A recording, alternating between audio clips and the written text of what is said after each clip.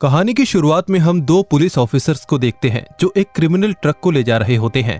तभी एक दूसरी कार इनकी कार से टक्कर मार देती है, जिससे दोनों ऑफिसर्स बुरी तरह से घायल हो जाते हैं। उस कार में से दो लोग निकलते हैं जिनका नाम फ्रैंक और शेडी होता है। ये दोनों क्रूक के साथ ही होते हैं, इसीलिए यहाँ पर क्रूक को छोड़ने आए होते हैं। फिर ये दोनों मिलकर इन दोनों ऑफिसर्स को बड़ी ही क्रूरता से मार डालते हैं और यहाँ से निकल जाते हैं। दूसरी तरफ हम एक लड़की को देखते हैं जिसका नाम मैरी है। वो अपनी मॉम एमा और डैड जॉन, जो कि एक डॉक्टर हैं, उनके साथ एक लेक पर अपनी फैमिली वेकेशन पर आती है। अब यहाँ पहुंचने पर हमें पता चलता है कि मैरी का एक भाई भी था जो अब गुजर चुका है। जिसके बाद मैरी अपने भाई का लॉकेट पहन लेती है और अपनी माँ एमा से कहती है कि वो अपनी फ्रेंड की जनरल स्टोर पर जा रही है और शाम तक वापस आ जाएगी। एमा मैरी को जाने से मना करती है, पर तभी जॉन मैरी से कहता है कि ठीक है, तुम जा सकती हो, और वो अपनी कार की चाबी को उसे दे देता है। जिसके बाद मैरी अपनी फ्रेंड की जनरल स्टोर पर आती है, जहां पर वो अपनी फ्रेंड पेज से मिलती है। तभी हम देखते हैं कि यहाँ एक लड़का छिपकर इनकी बातें सुन रहा होता है। कुछ देर के बाद ये लड़का इनके पास आता है और एक सिगरेट का पैकेट मांगता है, जिस पर पेज कहती है कि पहले अपना आईडी प्रूफ दो, अगर तुम 18 के हो तभी तुम सिगरेट का पैकेट ले सकते हो। ये लड़का अपना नाम जस्टिन बताता है और कहता है कि मुझे पता है तुम्हें कैनाबिस यानी कि भांग चाहिए। पेज कहती है हाँ सही पकड़े हो। जस्टिन कहता है कि वो कैनाबिस को मोटल में छोड़ आया है। इसीलिए पेज, मैरी और जस्टिन मैरी की कार से उसके मोटल तक पहुंच जाती हैं। जिसके बाद जस्टिन और पेज मोटल के अंदर चले जाते हैं और मैरी बाहर कार में ही इनका वेट करने लगती है। कुछ देर के बाद अब मैरी भी मोटल के अंदर जाने लगती है और यहाँ हम एक न्यूज़पेपर का कटिंग भी देखते हैं जिसमें क्रूक के साथ एक मर्डर में फोटो छपी हुई थी। क्रूक वही है जिसने शुरुआत में अपने दो साथियों के साथ उन्हीं ऑफिसर्स को मारा होता है। जिसके बाद मैरी अंदर आ जाती है और देखती है कि जस्टिन और पेज स्मोक कर रहे होते हैं और तभी पेज मैरी से कहती है कि तुम भी एक कश ले लो। मैरी ये सब करने से मना करती है। इसके बावजूद भी पेज मैरी को एक कश लगाने के लिए कहती है, जिसके बाद मैरी भी स्मोक करने लगती है। ये तीनों आपस में काफी बातें करते हैं, जिससे अब जस्टिन भी इनका फ्रेंड बन गया होता है। फिर मैरी जस्टिन से उसकी फैमिली के बारे में पूछती है, जिसमें जस्टिन कहता है कि मेरे डैड और अंकल हैं और हम ठिकाना बदलते रहते हैं। इसके बाद मैरी जस्टिन से उसकी माँ के बारे में पूछती है, जिस पर जस्टिन बताता है कि कुछ दिन पहले उसकी मॉम गुजर गई। मैरी को यह सुनकर काफी बुरा लगता है क्योंकि उसका भाई पैन भी इस दुनिया में नहीं रहा। ये तीनों काफी मस्ती कर रहे होते हैं। तभी तीन लोग यहाँ पर आते हैं। ये वही तीन लोग होते हैं जिन्होंने उन दो पुलिस ऑफिसर्स को मारा होता है। क्रूक जस्टिन के पिता और फ्रैंक उसका अंकल था। क्रूक मैरी और पेज को देखकर बहुत गुस्सा होता है और अपने बेटे को गालियां देने लगता है। क्रूक कहता है कि मुझे पुलिस ढूंढ रही है और तू यहाँ इन लड़कियों के साथ मस्ती कर रहा है। इसके बाद क्रूक शेडी और फ्रैंक के साथ इन दोनों लड़कियों को पकड़ लेता है, लेकिन तभी मैरी कहती है कि हम आपके बारे में किसी को नहीं बताएंगे। पर फिर भी क्रूक इन्हें जाने नहीं देता। पेज भागकर कॉल करने की कोशिश करती है, पर फ्रैंक पेज को पकड़कर उसका फोन तोड़ देता है। साथ ही वो मैरी के फोन को भी तोड़ देता है। अब मैरी जस्टिन से हेल्प मांगती है और जस्टिन बेचारा मजबूर था। इसके बाद क्रूक, फ्रैंक और शेडी ये तीनों मिलकर इन तीनों को एक दूसरी जगह ले जाने लगते हैं।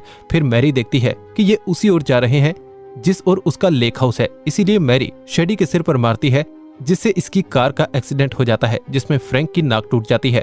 पेज यहाँ से भागने लगती है, लेकिन फ्रैंक और शेडी उसका पीछा करते हैं। पेज भागकर किसी कारखाने के पास आ जाती है और मदद के लिए आवाज लगाती है, पर तभी फ्रैंक और शेडी आकर पेज को पकड़ लेते हैं और वापस ले जाते हैं। और इसके बाद क्रैक पेज को स्टेप करके मार डालता है और मैरी के कपड़े फाड़कर अपने बेटे से उसका करने को कहता है, पर जस्टिन ऐसा करने से मना कर देता है। पर जस्टिन के डैड उसे निकम्मा कहकर खुद ही उसको देते हैं। तभी मैरी एक पत्थर उठाती है और क्रैक के चेहरे पर मारकर भागने लगती है। क्रैक, शेडी और फ्रैंक भी उसका पीछा करने लगते हैं। फिर मैरी नदी में तैरकर काफी दूर आ जाती है, पर क्रैक गोली चलाकर मैरी को मारता है, पर मैरी को एक भी गोली नहीं लगती। और जब मैरी नदी के किनारे पर पहुंच जाती है तब उसे क्रैक की एक गोली लग जाती है और बेचारी मैरी मारी जाती है। इधर क्रैक, शेडी और फ्रैंक वापस से जस्टिन के पास आ जाते हैं क्योंकि फ्रैंक की नाक टूटी थी और बारिश भी पड़ रही थी। इसीलिए मदद के लिए एक पास ही के लेक हाउस में आ जाते हैं, जो एमा और जॉन का था, यानी कि मैरी के पेरेंट्स का। पर ये नहीं जानते थे कि ये लेक मैरी के पेरेंट्स का ही है। इसीलिए चारों जॉन और एमा से मदद मांगते हैं। जिसके बाद जॉन और एमा इन्हें अंदर ले जाते हैं। फिर जॉन फ्रैंक की नाक को ठीक करके उनकी नाक पर टाँके लगा देता है। इधर एमा सबको कॉफी देती है और सभी से आज रात गेस्ट हाउस में रुकने के लिए भी कहती है, क्योंकि बाहर बारिश हो रही होती है और इनके पास गाड़ी भी नहीं थी। खैर, जब जस्टिन अपनी कॉफी खत्म कर लेता है तो वो देखता है कि फ्रिज पर मैरी की फोटो लगी है। फोटो देखकर जस्टिन समझ जाता है कि मैरी एमा और जॉन की बेटी थी। अब यहाँ जस्टिन को मैरी के लिए बहुत बुरा लग रहा होता है, क्योंकि अगर वो पेज और मैरी को अपने रूम पर नहीं लेकर जाता तो वो इस मुसीबत में नहीं पड़ती। जस्टिन एक अच्छा लड़का था और वो अपने डैड और अंकल के इस क्राइम से परेशान हो गया था। साथ ही उसके डैड और अंकल ने जो भी किया उसका सच बताने के लिए जस्टिन मैरी के उस लॉकेट को किचन में रख देता है। दूसरी तरफ नदी में हम ये देखते हैं कि मैरी अभी भी जिंदा है। इधर क्रैक, जस्टिन, फ्रैंक और शेडी इनके गेस्ट हाउस में आ जाते हैं और सो जाते हैं और जस्टिन को नींद नहीं आती। इधर एमा को किचन में मैरी का लॉकेट मिलता है जिससे वो जॉन को दिखाती है और कहती है कि ये लॉकेट जब मैरी गई थी तो वो पहन के गई थी और लॉकेट मुझे किचन में मिला है, ये जरूर जस्टिन ने रखा होगा। इसका मतलब ये है कि हमारी बेटी को उन दरिंदों ने मार दिया है। तभी एमा और जस्टिन को बाहर से आवाजें आने लगती हैं जिसका पीछा करते हुए वो दोनों बाहर आती हैं और तभी उन्हें वहां पर मैरी अधमरी हालत में मिलती है। ये देखकर एमा काफी डर जाती है। फिर ये दोनों मैरी को अंदर लाते हैं जहां जॉन अपनी बेटी का ट्रीटमेंट करता है जिससे मैरी की हालत में सुधार आता है। जॉन को भी ये पता चल जाता है कि मैरी का रेप हुआ है। ये देखकर जॉन को उन दरिंदों पर बहुत गुस्सा आता है। फिर जॉन एमा से बोट की चाबी के बारे में पूछता है। इसके बाद एमा चाबी को ढूंढने लगती है और जॉन चाबी को लेने और बोट को नदी में उतारने के लिए जाता है।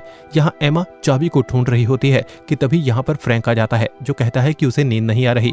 अब एमा को डर होता है कि कहीं फ्रैंक ड्राइंग रूम में न चला जाए जिसमें एमा है, इसीलिए एमा फ्रैंक को अट्रैक्ट करती है और इसके बावजूद भी ड्राइंग रूम में वो चला जाता है और देखता है कि मैरी अभी भी जिंदा है। तभी एमा आकर वाइन की बोतल को उसके सर पर फोड़ देती है। अब फ्रैंक भी एमा को मारने की कोशिश करता है। तभी जॉन भी वहां आ जाता है और वो एमा की मदद करते हुए फ्रैंक के हाथ को काटकर उसके सर पर हथौड़े से मार देता है। इससे फ्रैंक की यहीं पर मौत हो जाती है। एमा को फ्रैंक की लाश को देखकर बहुत घिनौना लगता है पर जॉन उसे संभालता है। इसके बाद जब ये गेस्ट हाउस में जाते हैं तो देखते हैं कि जस्टिन जगा हुआ है और उसके हाथ में गन है पर वो कुछ नहीं करता और वो जॉन को गन दे देता है। तभी सैंडी जागती है और जॉन के हाथ में गन देखकर चिल्लाती है पर तभी एकदम से जॉन उस पर गन चला देता है। गोली उसे छूकर निकल जाती है। इसके बाद शेडी बाथरूम में छिप जाती है और क्रुक भागकर इनके हाउस की तरफ आ जाता है। जिसके बाद एमा और जॉन शेडी को ढूंढ लेते हैं और उसे मार देते हैं। दूसरी तरफ क्रैक अपने भाई की लाश देखता है और ड्राइंग रूम में कुछ खून के सने हुए कपड़े भी देखता है। तभी उसे कुछ भी समझ में नहीं आ रहा होता कि आखिर जॉन और एमा ने उसे क्यों मारा और अब वो उसे क्यों मारना चाहती हैं। तभी यहाँ पर जॉन भी आ जाता है। फिर क्रैक उससे पूछता है कि तुमने मेरे भाई को क्यों मारा, कहीं उनमें से एक तुम्हारी बेटी तो नहीं। पर कुछ भी हो, मुझे बहुत मजा आया था। इतना कहकर क्रुक खिड़की से झांकता है और बोट में मैरी को देखकर इनका प्लान समझ जाता है। तभी जॉन यहाँ आकर क्रुक से फाइट करने लगता है। कुछ देर फाइट के बाद जॉन क्रुक के सामने कमजोर पड़ जाता है और वो उसे बेहोश करने की कोशिश करता है। साथ ही क्रैक उसके सामने सारी बातें बता रहा होता है जो उसने मैरी के साथ की होती हैं। ये बात सुनकर एक बाप यानी जॉन का खून खौल उठता है। तभी यहाँ पर क्रैक का बेटा जस्टिन आकर क्रैक के ऊपर गन पॉइंट कर देता है पर क्रैक उस गन को फेंकता है और उसे मार डालता है और तभी यहाँ मदद के लिए एमा भी आ जाती है और क्रैक को मारती है। तभी जॉन भी आकर उसे मारने लगता है और मारकर उसे बेहोश कर देता है। आखिरकार ये इन तीनों से बचकर अपनी बोट लेकर यहाँ से निकल जाते हैं। फिर अगले सीन में हम देखते हैं कि जॉन क्रुक की बॉडी को काटकर उसे पैरालाइज कर देता है। फिर जब क्रुक को होश आता है तब वो अपने आप को पैरालाइज पाकर कहता है कि ये तुमने मेरे साथ क्या किया। जॉन कहता है कि कुछ नहीं, जल्दी सब कुछ ठीक हो जाएगा। इतना कहकर जॉन क्रुक के सर को माइक्रोवेव में रखकर उसे ऑन कर देता है जिससे क्रुक का सर एक्सप्लोड हो जाता है और यहीं पर मूवी खत्म हो जाती है। तो दोस्तों, अगर आपको ये एक्सप्लेनेशन वीडियो पसंद आई हो तो वीडियो को लाइक और चैनल को सब्सक्राइब कर देना। बाकी मैं मिलूंगा आपसे अगली वीडियो में, तब तक के लिए take care, love you, bye bye.